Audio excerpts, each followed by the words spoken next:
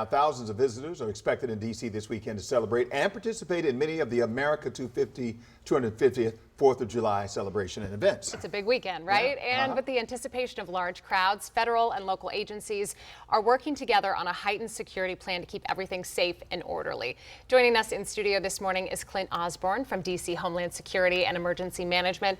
It's so good to have you here. Good morning. Thanks for helping us get the word out. Yeah, Good morning. Absolutely. Top of mind here, just as I've been talking to friends, people who are going, you guys are encouraging people to get there early. Security begins opening around 1 o'clock, I believe.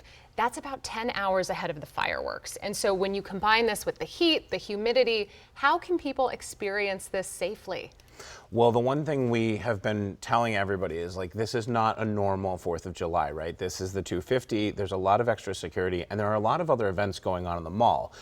We have the Great American State Fair. We have the soccer watch parties that are going on. So the first and most important thing you can do is plan in advance. So before you ever set foot out of the door in the morning, think about where you're trying to go, how you're going to get there, and what you're going to need along the way. All right. So another thing, we know that there are a lot of people, a lot of events, a lot of heat. How do you coordinate all this once the people do come down there to make sure that everybody could possibly be okay? Well, we've got a couple of layers. The first thing we're doing, like I said, is we're getting the word out about how hot it is and the preparations that you can make. We need people to get hydrated and stay hydrated. You can get additional water from businesses, and you can bring your own fluids as you approach the mall. Once you get to that security checkpoint, there are a lot of restrictions around all of our events this year. It's important that people check in advance and make sure you understand what you can and can't bring into the venues. And then we do these events all the time, and it is extremely hot. As we heard, it's going to feel like 115. So we're working with all of the federal, state, and local partners to make sure that if people do have needs, that we can meet those during the event.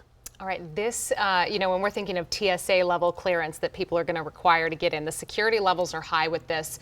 In terms of waiting to get in, people should expect long lines. Do I have that correct? How can we give people all the tools so nothing is surprising once they get down there? Yeah, you can go to 250.dc.gov and you can see all the maps of all the areas, all the restrictions. You can expect to wait in line a little bit if you get down there. You don't need to get down there at 8 a.m. for a 1 o'clock start, but we do have plans with the event organizers to get water out to people that are waiting in lines. And once you get into any of the events, and again, on the 4th, it'll be the 4th of July, it'll be the Great American State Fair and the FIFA watch parties.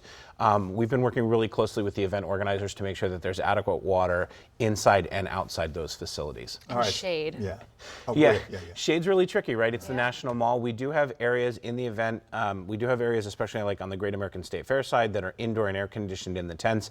But it is going to be an intense day. It is going to be a sunny day, and it is going to be a hot day. So we are encouraging people to wear sunscreen, wear hats, cover your skin. Every little bit helps. Now, right now, there are no credible threats that we're aware of, but this is Washington, D.C. We know what happened during the UFC. Some threats came out. Some people are concerned about that. That may keep some people away. How can you reassure people that, again, everything is going to be okay if you're willing to come down there? And then you throw in the heat as well. So that's a lot for people to process. Yeah, well, this is the nation's capital, and we work together with all of the agencies that you're going to see out there. We have a lot of National Guard supporting our events as well.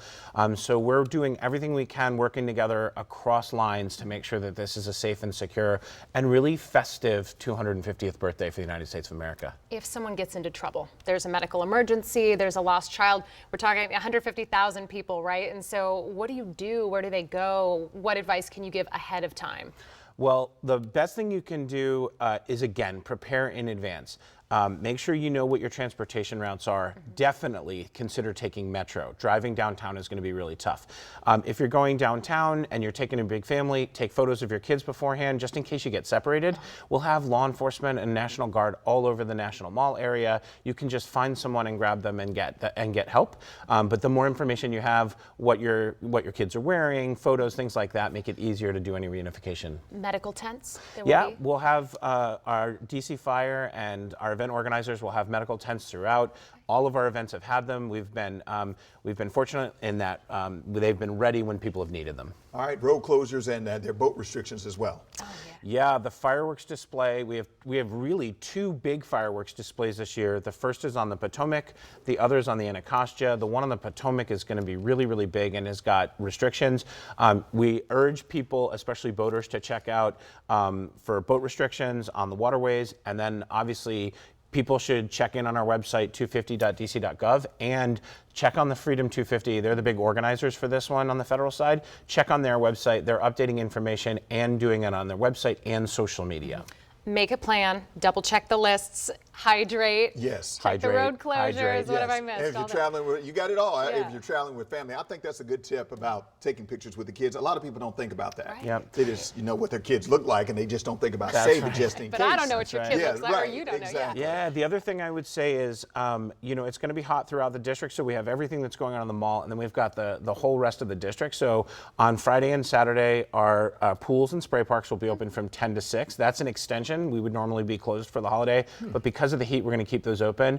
We have 10 rec centers that'll be online Friday and Saturday, so that anybody, if you have air conditioning problems at home, or you just want to get out of the house but stay cool, you can still get out to one of our neighborhood rec centers and catch a break from the heat.